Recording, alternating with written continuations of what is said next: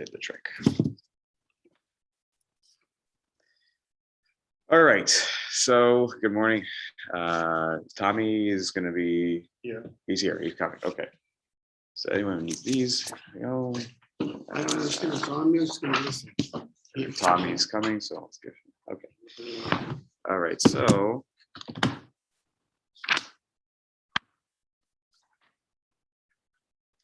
We were up to Sif Dalid. Reish Mem, we're Simon Reish Mem Vav.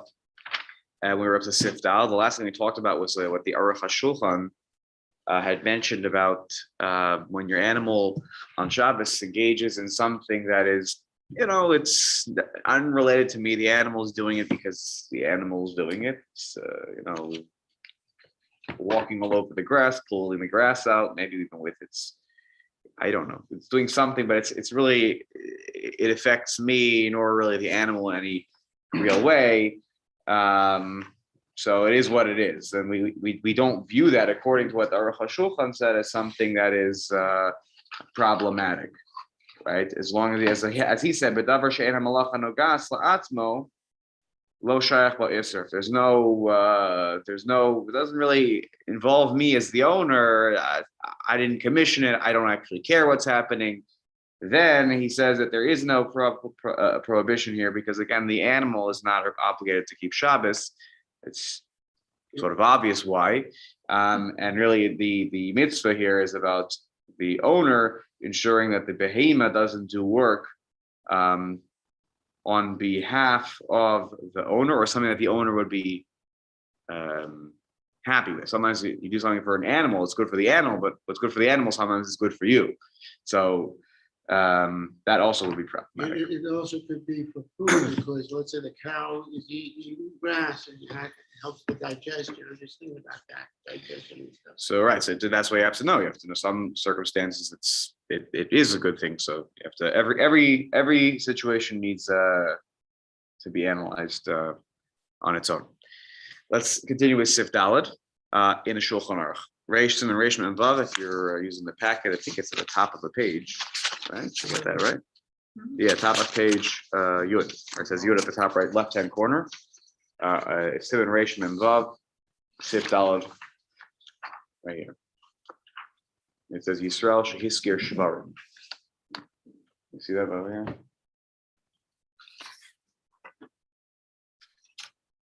Let's see here. There you go. That's the page, Steve. You got it? You got here? I got you. Top of the page. You got more than one dog. Okay. Fine. So the Shulchan Aruch here writes Yisrael shehiskir shvarim le'eno Yehudi lachrosh b'hem b'chorish b'hem. The case is a Jew rents out his oxen, okay, to a non-Jew, and specifically for the purposes of plowing. We're going to pull the plow and b'chorish b'hem, and all that's how it's used. And here the idea is also it's going to be used on Shabbos. Otherwise, I'm going to talk about it. You rent an ox out for Wednesday. Good, great, you made money. Yesh matirin, there are those who permit this, which may fly in the face of a lot of things we've already learned. Yeah. You're like, what? Okay, so hold on, we're gonna get to a big question on this one.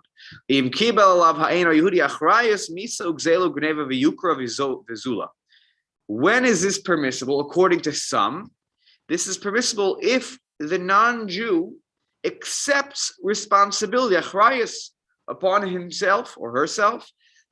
If the animal were to die, the ox was to die, or to be stolen, whether gzela always is more of a public, hold up, gun to your head, give me that, it's not like a broad daylight kind of thing.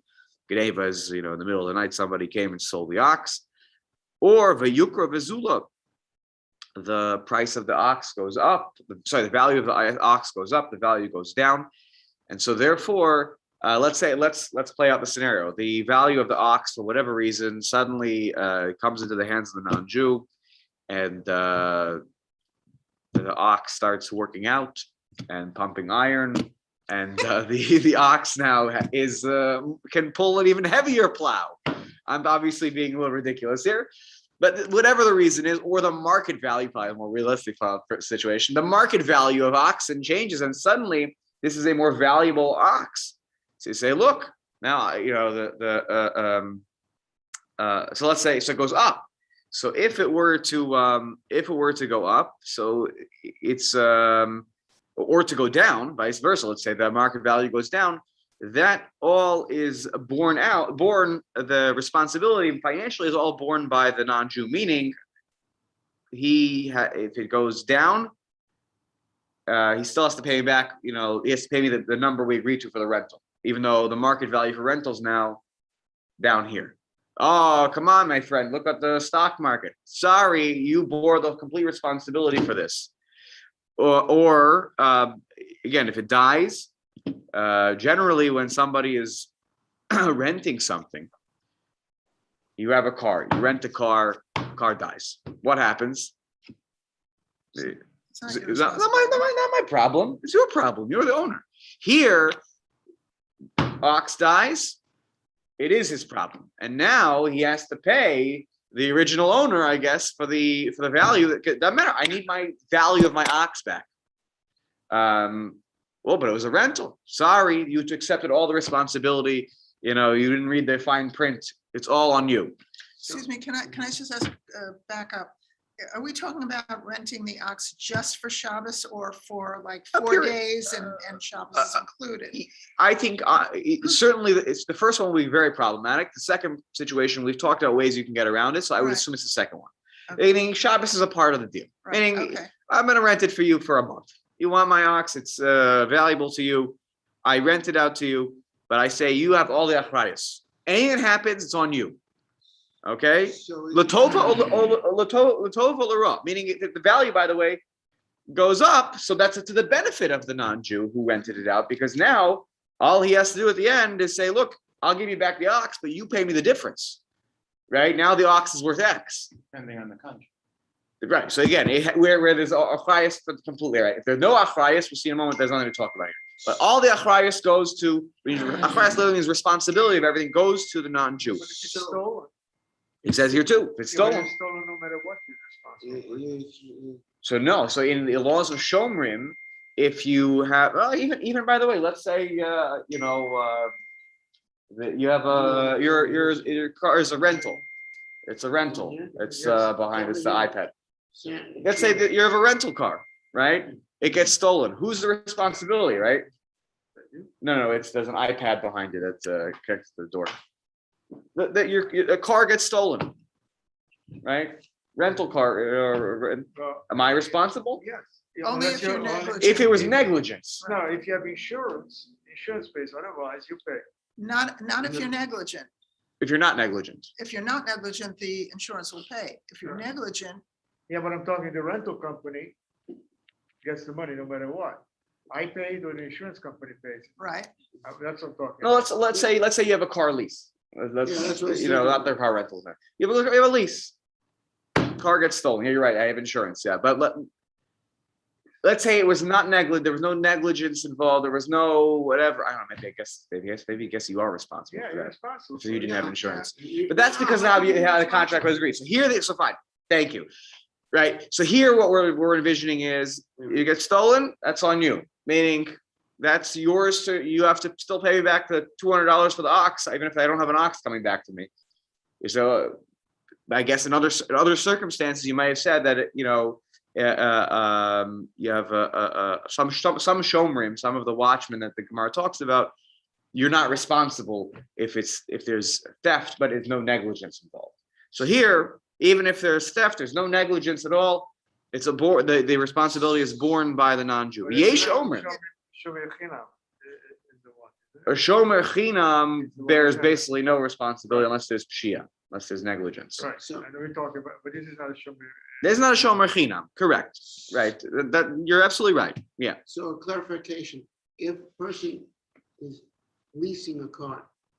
right? Yeah. Leasing, Like as the car- Tommy no, pointed out, it's I'm very just- different. I'm Very just different. asking. Yeah. This is very interesting what you brought up. If it's owned by the bank and I'm just doing the insurance, that because I'm doing the insurance, it's still mine and is it my cart or is it the bank? And how does what we're talking about? Yeah, that doesn't relate to this. I mean, I think that that's an interesting question. I don't know. It's yours as the bank's. It's you have certain responsibilities and you have to pay the bank. But yeah, no, that's different than this case. Okay. The Yesh Omrim.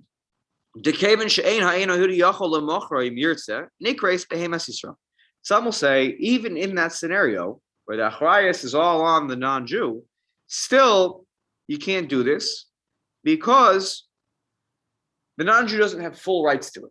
The non-Jew can't sell it. So therefore, it's still nikres. It's called behemas Yisrael. It's the animal is Jewishly owned, and therefore, if it does work on Shabbos, now I have a problem. Even though the non-Jew is doing the work, is using the animal to plow. So in one case, he's almost deemed to be the owner. Right, the Jew. Right. The No, second, No, in the first. the first one, it's almost viewed as nikras behemas eno Yehudi. Right. It's the non-Jew who, because he bears all the financial burden of the animal. It's almost as if we've transferred everything to him. True, he's going to have to return the ox to me, or at least the value of the ox if the ox dies. But Almost is almost. right. That's what the second opinion says. Right. So the history of this question is very interesting. You wouldn't see this here. But if you look at the Beis Yosef, this is the precursor to the Shulchan Aruch, Rav Yosef Karo, he actually cites this going back to a tshuva from Rashi. Rashi has a collection of tshuvos, and the way that many, right, the Rashba and the Ramban, they had tshuvos that they wrote responsa based on questions they got. Rashi had it too. That's not a secret. If you go search on the Bar Ilan, I think you'll find Shuvos Rashi. Go into the YU library, you'll find Shuvos Rashi, I'm sure somewhere. This is a question that Rashi was asked. The Beis Yosef doesn't bring an answer that Rashi gave these two opinions. He cites these two opinions. So I don't know what Rashi's opinion personally was, but interesting. This history of this question does date back quite a ways, and obviously was very practical. It was asked as a question. Somebody wanted to know the answer, and you could understand why this was a very practical question. Because it was a way, an exception to maybe allowing your animal to profit from your animal in a deal that would involve Shabbos. So it's similar to a chametz sale. Yes, there also we give all the achrayas to the non-Jew over the. Yes, I will every year when we sell the chametz. He always says that the only person who holds the paper contract is the non-Jew. And tells us that because what happens in case of a fire? Let's say, God forbid, like my house, all the chametz was burned. Okay, so $100, $200, big deal.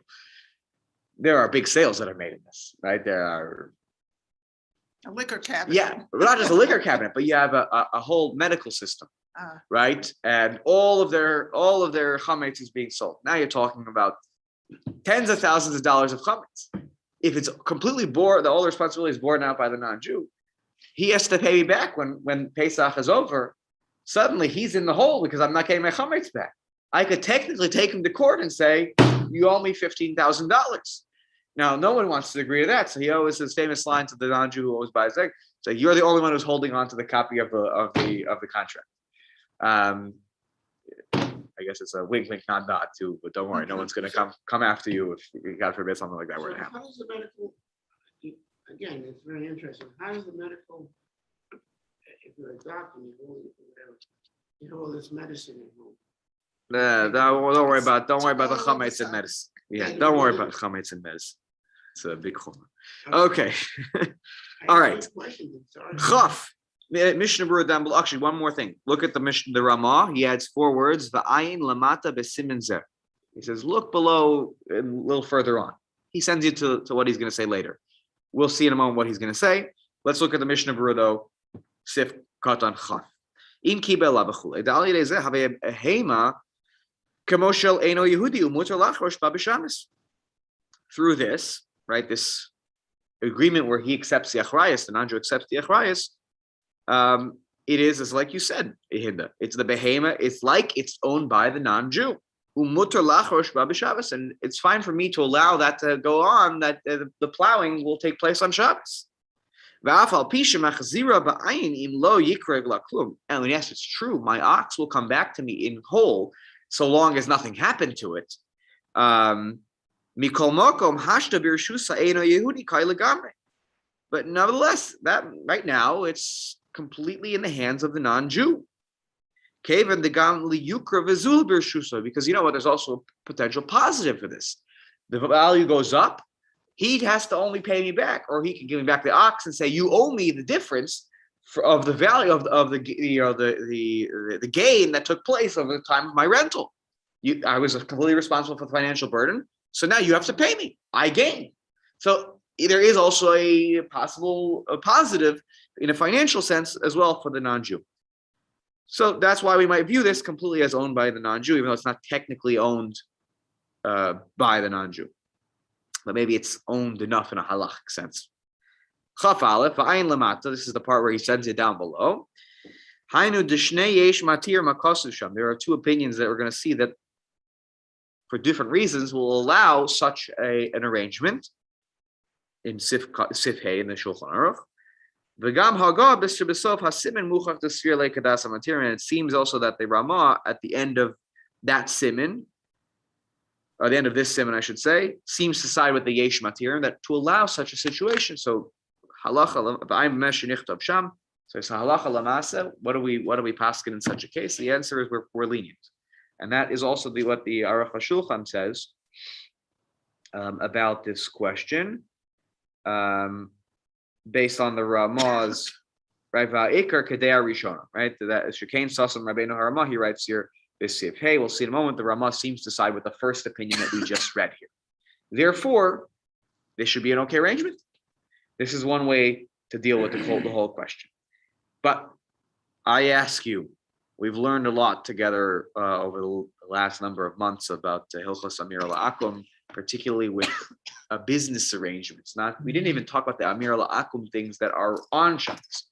We'll get to that later in Hilchot Shabbat. This is really strictly related to business arrangements with a non-Jew. What's the question that we should all be troubled by? And we have a heter here. Why would you think this shouldn't be mutter based on what we have been learning? That it should or should not. That it should not be. Oh, because you're potentially profiting. Okay, but by let's say something that's going on you're Shabbos. making that, you'll do that behavla. It's not just Shabbos. I'm making the profit over a month rental. What are you gonna say? We spent so much time saying how you cannot do this. Why? What was the biggest number one reason that kept rearing its head as to why you couldn't do something? Oh, Marasayan. Marasayan. What happened to Marasayan? Yeah. So the Aruch HaShulchan is very bothered by this question. He says, I don't understand. Mikol mokom timhani. Somebody's going to say that looks like Smith socks. Right. Yeah, there you go. Well, it may be branded. You never know. There you go, right? He says, I don't understand. Okay, if I'm by the letter of the law, yeah, it's not yours. It's the non-Jews, let's say. Or it's enough of the non-Jews that his financial burden is all his. Who knows what kind of arrangement we made? Oh, you'll take the achrayas, you won't take the achrayas. And everyone will walk by and say, look at that, Smith. He allows the non-Jew to work his ox on Shabbos.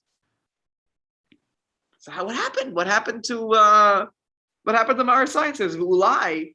He says, look, maybe some you have to go back to Simanim. We had the opinion of the Rush, which was a stretch, what the Ramah Paskin like it, b'makom hefsei gadol, which was the b'makom hefsei gadol lechashin lazeh. If there was, let's say, a great financial loss involved in the situation, let's say I am in dire need of money, which is not the first time that I'm sure there were Jews over the course of history who were in difficult financial situations, and they had an ox and they had something that they could rent out. And this was a way to put food on the table. We maybe would say in that situation, yeah, okay, we'll overlook the Marasayan concern. We'll live with it because there's a Makom Hefsed Gadol here. We're talking about great loss. Maybe a person who can't put food on the table without making such an arrangement. Lo yadati im zenikra Hefsed Gadol. Because I'm not sure this situation is called Hefsed Gadol because you're making. Sometimes we almost say Hefsed Gadol when. If I don't do something, I will. There's two ways you can view a financial arrangement. It's like number one, I can make money, or if I don't do anything, I'm at zero. or if I don't, and that's hefsed gadol because I could have made something, or you could say hefsed gadol is, no, I missed out on a financial opportunity. Opportunity cost. The opportunity cost, right? To put it in economics terms. Just took me back to my days of having a bachelor's degree in economics, a couple of courses. All right. There's always an opportunity cost. There's no such thing as a free lunch. So yeah. So it depends how you say. He says maybe it's not called hefsed gadol, but he says v'lachein tzarich lomar. So maybe you have to oshi yafarsem shu kibel avachalacha. Maybe you need to publicize it also as a secondary issue. Okay, go on. Shadayin ena yadua. She'elu hashvarim heim shel ha'yisrael. Now he's really getting a little bit whatever. He's like maybe they don't know that these are Jewish ox. They don't wear kippahs. I don't know. No, that it's not. People don't know yet that I bought it a week ago. Nobody really knows I own oxen yet. I basically bought it and I turned around and rented it. We talked about that once, one of the cases. Or maybe this whole case is chutz l'tchum, where the rental is where the plowing is going on. So no Jew is going chutz l'tchum on Shabbos. If they are, they're also violating Shabbos. So they're not exactly in position to start talking lashon hara about me. Anyways, the B'kei Agav I feel so anyway, so they says that you have to say something like this because otherwise, what happened to Marisain? It's inconsistent, right? I don't know, Simeon's not on here today, but if Simeon was sitting here or he was on Zoom right now, he'd be jumping up and down at me saying this is not consistent. You said that, 3 weeks ago this was not allowed because of Marisain. How come here? So he's saying there has to be some consistency, and you have to pull out the svara that the Ramah pulled out a few simanim ago, and you have to say that here. Otherwise, it makes no sense. Let's go to Hay. The whole problem with this is that you started out calling it a rental. If he sold the ox with the condition that it be resold to him on Wednesday, Right. then it's not an issue. Right. Let's say it would be It's a conditional sale of right. some It's kind. right. So if it wasn't a rent, It's a mechira. It's a mechira almanas. It's like almost like a matana. Market value, so you have the same thing. Right. And then there's no question at all. Correct. But Maritain, stupid. Marisain wouldn't care. Right. But you really, you could have sold your ox. You didn't know. Nobody else knows that you sold it to them. They're walking there and says, "Oh, Smith's ox is out there," but it's not yours anymore. But so there's a Maritain anyway, to Right. some extent. Right. I think though that when there's a sale, I think when there's a complete sale and it's a complete change of ownership, I think there we become less concerned about the Marisain because we'll never see the ox back in the hands of the original owner. Though in Steve's case, that's not exactly the case. But yeah, no, it's a good point. Okay. Let's say you have a partnership now. We haven't talked about this case. We have partnerships, other situations. Now we're going to talk about the partnership. You see a lot of parallels, by the way. We were dealing with certain cases in the realm of business. Now we switch to what about the same situations now in the case of an animal, because animals have a certain unique halacha on Shabbos. So we only have a partnership between a Jew and a non-Jew with regards to the animal on Shabbos. In general, not just on Shabbos. So motor lasos ba'enu Yehudi malacha b'Shabbos ali yedei sheyasne ima enu Yehudi betchila kishekanu osa sheyitol ha'enu Yehudi b'Shabbos b'Yisrael b'Yom Chol. It, like we said back with the businesses, if at the very outset of the arrangement, it is the Jew takes no ownership of this animal on the days of Shabbos, that's the original arrangement. Let's say in correspondence, I get all Tuesdays, to use the animal completely, whatever, whatever they want to use the animal for. That is a permissible arrangement. If there is no stipulation from the beginning, even if you make the stipulation later on, it's still prohibited for reasons we've talked about in the past. If we need a little review, here we go. Let's go downstairs to the Mishnah Berurah. Chav Beis, Chav Gimel, Chav Daled. Be'tchila kishekanu. When you make the arrangement at the beginning, the stipulation at the beginning, it's okay. There is no acquisition of the animal to this Jew vis-a-vis Shabbos days. I have no ownership of it at all from the very get-go. Then it is permissible to split it equally. And even though, you used the animal and you pulled it and it helped us get, or there's some arrangement where we rented it out. So now we're actually making money on it, every day. but it wasn't mine ever on Shabbos. I never had, that was never mine.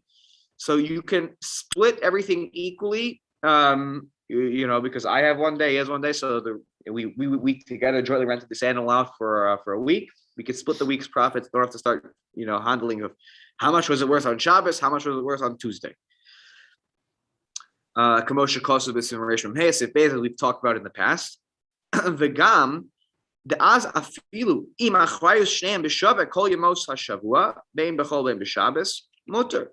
And also, even if the achrayus of both of them is equal to all the days of the week, whether Shabbos or they mean we accept financial burden. The animal drops dead. The animal decreases in value. The animal increases in value. Meaning it's all both equally shared. I don't start saying, well, it dropped dead on Shabbos, so you owe me the rest of the animal. It doesn't make any sense. Even so, that's mutter again because at the end of the day, just because you're responsible for the achrayus of it, you really had nothing to do with it in terms of what it does on Shabbos. That is completely in the purview of the non-Jew. He can choose to do what he wants with it on Shabbos. He could rent it out, do this, do that. On Shabbos, that's his decision to make. Okay. Chaf Gimel. The im lo hisnu mitchila. If there is not a stipulation made from the beginning, ela la'achar shenishtatfu amar lo. Rather, after the partnership is made, then the Jew says to the non-Jew, you take Shabbos, tolata b'Shabbos, v'ani kenegdecha b'chol, I'll take in correspondence one of the days of the week. Af im nomar shein isur bazem mechamas shvisas behemto, even though there is, even though you could say, well, there's no isur but in this, in the sense that vis-a-vis the prohibition of shvisas behemto, the prohibition of the animal working, because at the end of the day, I did give you all the rights to the, I give you all the achrayas, right? This is a case of achrayas. I'll take achrayas on Tuesdays. You take achrayas on Saturday. Whatever, you could do whatever you want. You wanna ride around on the animal. You wanna sell. You wanna rent out the animal for. It's all on you. Goes up, it goes. I guess it goes up, it goes down. It's also on me because I get the animal back on Sunday also, so it's now in lower value. I'm also in it, but it's yours. So even though there's no shvisas behemto issue, since the non-Jew has since the non-Jew has a portion in it, he starts doing malacha with it. Why is it no shvisas behemto? Because by the way, even if I own it, let's say, by the way, he's pointing out here, even if it's jointly owned on Shabbos, no arrangement. I don't want the animal to work. I tell my friend, Mr. Non-Jew, I don't want you to work the animal on Shabbos. It's a problem for me religiously. And he says, religiously, don't worry.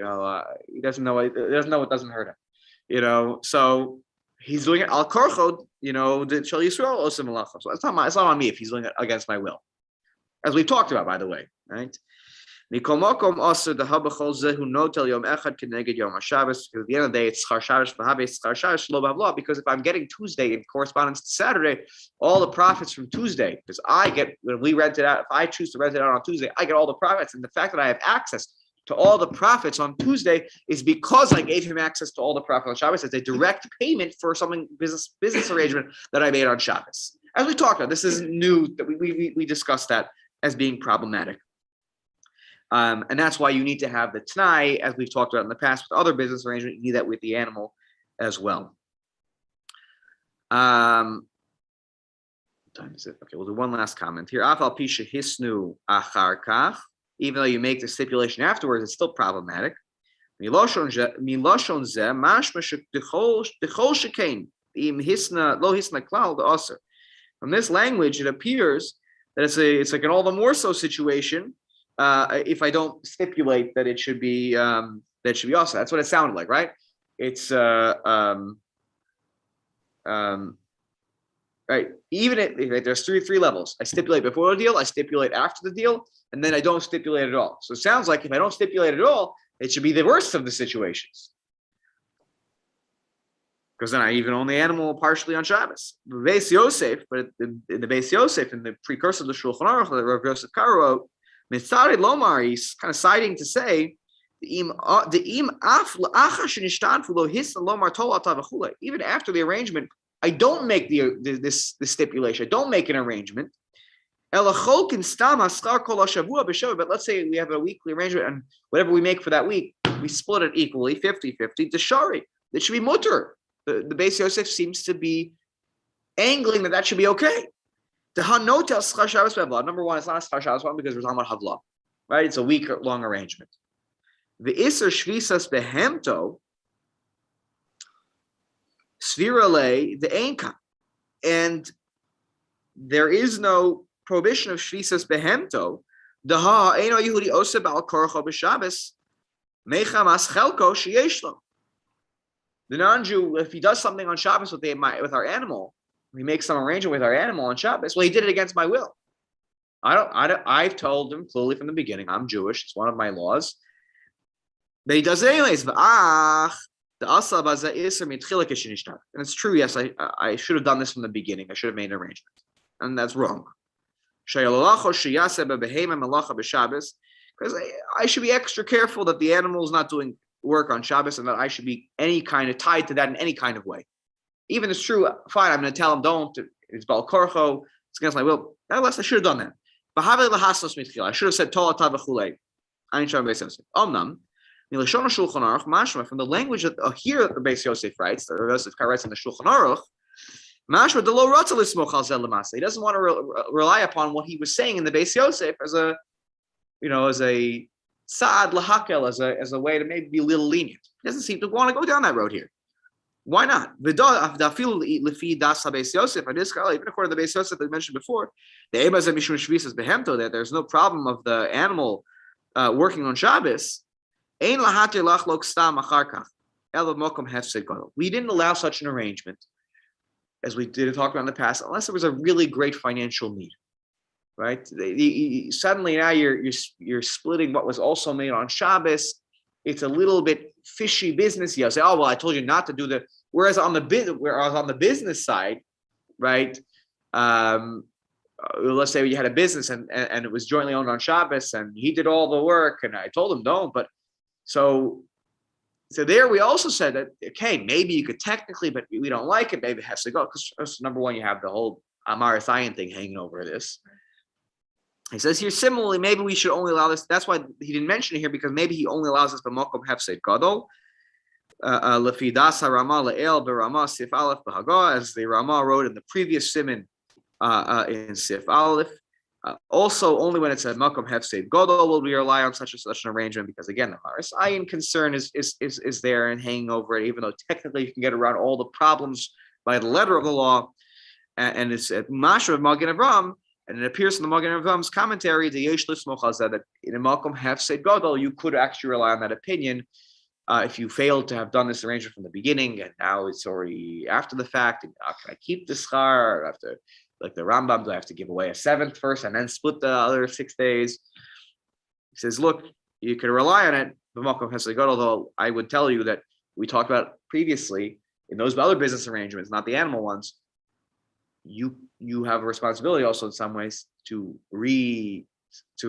return it to whoever the previous owner was, to maybe go through a new sale, and then you could redo the arrangement from the beginning in a proper way. But this probably is after the fact. Now it's already done. Can I keep? How do I split it up? So then, b'makom hefsed gadol, talking about a great financial loss, you have a kula here that you can rely on.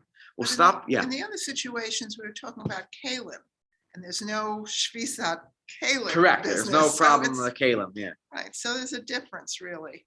Right there, it's okay. Right there, from the kalim perspective, we're not so concerned about is my kli being used in a certain way. Right. Yeah, but here the animal, we are concerned. Though he says that you can get around that, so long as it's jointly owned. And I clearly state that I don't want this to happen on Shabbos, and the non-Jew does it anyways.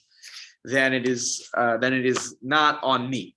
Though from the outset, I should try to make sure that I don't have my name on it, because that's a better arrangement than to have malacha happening on Shabbos. Certainly, you get around the whole problem of Maris Ayin, according to what we've learned. All right, next time we'll see what happens if I lend this animal to the non my portions of the animals of the non-Jew. and how that factors in to the halachic calculation of business that I could do with the animal. We will introduce, if you haven't learned the halachic principle of apoteke next time. This is an interesting arrangement. Yeah, we'll probably get close to finishing this simon. The next simon, by the way, Reish Mem Zayin, talks about a very, very relevant topic to our lives today, which is the last topic here on this topic of Amir Nochri before Shabbos, which is Din Einom Yehudim Hamavim Ksavim b'Shabbos, non-Jewish mail carriers on Shabbos, and that has to do with we'll talk about Amazon. Ordering FedExing something overnight from Friday night into Shabbos.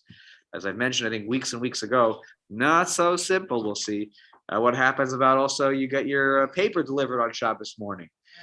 So we'll talk about some things that are that happen with delivery on Shabbos. Yeah, I know which one to miss. Yeah.